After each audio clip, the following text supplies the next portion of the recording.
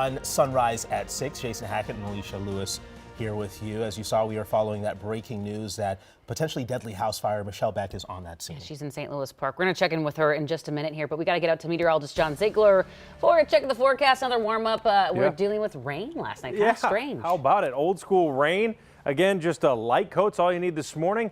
Maybe you don't even need a raincoat now. Just some drizzle showing up. A lot of rain last night at around midnight, and a lot of this has now shifted off into Wisconsin.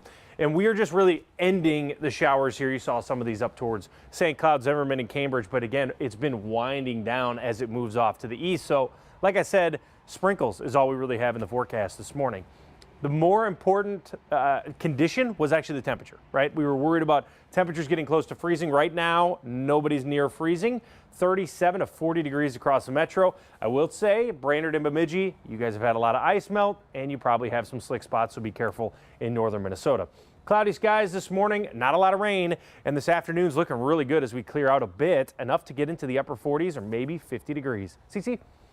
Hey, good morning there. Hope your day's off to a good start. Like John was mentioning, that rain came in, made the roads kind of damp, but it's not a huge concern for me right now. It's not completely taking over the roads. There are just some spots. This is in Minnetonka Highway 7 where you'll see it. I know I showed you cameras maybe 30 minutes ago in St. Cloud near Waite Park where there was more damp roads in those areas. So just be careful as you go out, but it shouldn't cause too many crashes this morning. If we take a look at the bigger map, not seeing crashes or stalled vehicles this morning, all green around the Twin Cities Metro. When I do see you just after 6:15, though, we're going to head over to Robert Street where there's a project happening when some of you are getting off work today. Alicia. We'll check back in a bit. Thank you, Cece. Let's get back to that breaking news out of St. Louis Park. You're looking at brand new cell phone video from the scene of a possible deadly house fire. A viewer sent us this video just a few hours ago. And right now we are in contact with fire investigators as they're trying to figure out how this fire started. So here's what we can tell you right now. This all happened on North Street in St. Louis Park. That's right between Taft Avenue and Pennsylvania Avenue near Cedar Lake Regional Trail. The fire started around midnight. Michelle Beck is at the scene right now with some brand new details for us. Michelle, what do you know? Well, Jason, Alicia, we learned what neighbors are talking about in the last half hour. They tell us a single man owns this very home, and they're all wondering how just an ordinary home in the middle of North Street ended up looking like this. I can tell you in the last 4 hours, our photographer saw officials pull a body from the scene, and right now we are working to confirm that information about those possible victims. But what a wild sight for neighbors, including the viewer who sent this video to us. Taken minutes after midnight, you can see the flames tear through the roof. Also, that orange glow behind those glass doors. This morning, I've reached out to all the departments our crews saw on scene. That's St. Louis Park, Minnetonka, Hopkins, as well as the state fire marshal. I am waiting to get official word about who lives here and who could have been here when the fire erupted. Now, guys, clearly the priority overnight was to, of course, put out the fire. But I've also posed this question to firefighters. What do they know about what started this? And so any indications, any early signs, I'm still waiting on details from that. As of right now, as of the latest check, still no word from St. Louis Fire or again, any of those departments I mentioned. Jason, Alicia. All right, pretty sad way to start the morning here. Michelle Beck reporting live from St. Louis Park. Thank you.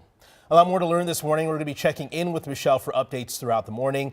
You can also find the latest on our streaming app, KARE 11 Plus. You can download on your TV and watch for free. Your time now 6:05. Take a look at your screen right now. Our control room pulling up this live picture from our nation's capital. Since you went to bed, we're getting new reaction from lawmakers this morning following House Republicans narrowly passing a budget blueprint in the last 8 hours. Audrey Russo is tracking the story from the newsroom right now. Audrey, you've been looking through the budget plan all morning long. What can you tell us? Well, Jason, Alicia, I can tell you that the biggest sticking point in this resolution is the proposed change to Medicaid, health care for low-income people that 1 in 5 Americans receive. This budget plan includes an $880 billion reduction in health and energy programs, which fund Medicaid and the 2014 Medicaid expansion. Right now, the federal government and states share Medicaid costs. The resolution lowers the Fed's responsibility, effectively gutting Medicaid expansion. 21 million people get coverage through that program, including seniors who need it to afford nursing homes. The resolution also includes tax cuts. Now, whether or not those are worth it depends on which lawmaker you ask. They want to pay for it on the backs of seniors who are living in nursing homes. They want to do it on the backs of Meals on Wheels. They want to do it on the backs of hot lunches for kids. I'm not going to throw Granny off the cliff and people who really need Medicaid and depend upon that for their health. Now, the resolution it passed in the House with one lone Republican dissenter. It now heads to the Republican-controlled Senate. And in about 30 minutes, I'll break down reaction from Minnesota lawmakers who participated in the vote. But for now, Jason Lee, I'll send things back to you. All right, we will talk to you in just a few minutes. Audrey Russo reporting from our newsroom. Thank you. Also developing right now at our nation's capital, the Trump administration has until tonight to comply with a federal judge's order to unfreeze money related to USAID. In a matter of hours, President Trump will meet with his entire cabinet and Elon Musk for the first time since taking office. That as 21 workers with the Department of Government Efficiency have resigned in the last 24 hours. Now to the nationwide search happening right now for two men accused of breaking into a St. Cloud State student's dorm room and sexually assaulting her. In the last hour, we reached out to Stearns County Sheriff's Office for an update. We're still waiting to hear back. But the DA with Stearns County is now filing charges against Deepak Fayal and Sujan Tamang. Officials could not provide mugshots because they're not in custody and police believe they've left the state. The details of the charges, though, are disturbing. According to the criminal complaint, back in November, the men pushed the student into her dorm room and restrained her. Then one man left the room while the other raped her. Dorm room surveillance video shows that the suspects were in the lobby around the time the victim got home. Ultimately, DNA testing confirmed both were involved. Developing right now, an investigation into this video is underway in Hennepin County. It shows sheriff's deputies involved in a rough arrest caught on camera in South Minneapolis.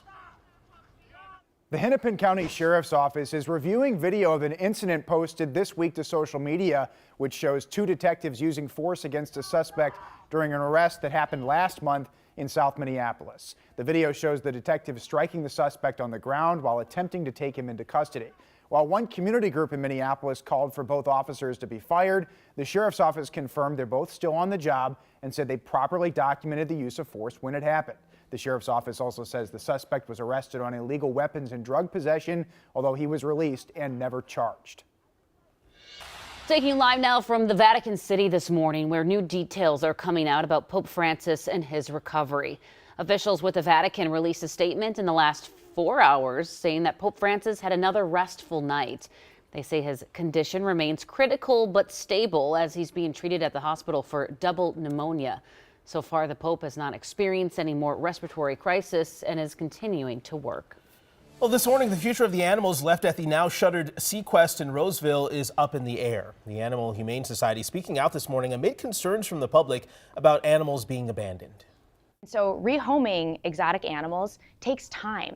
And so Sequest, working with the Association of Zoos and Aquariums, is certainly doing what they need to do to make sure that they're getting these animals into facilities that are equipped to handle the specific needs of each of these animals. The Animal Humane Society says Sequest is cooperating with their investigation. In the last 15 hours, Minneapolis released its plans to redevelop the old Kmart site in South Minneapolis that splits Nicollet Avenue. These are new renderings we received from the city of what it's going to look like. The plans include reopening the street to traffic for the first time in decades, along with new housing options, space for smaller businesses, and a park, as well as a grocery store. The city is going to start taking proposals later this year. There's no word yet on how much it's going to cost.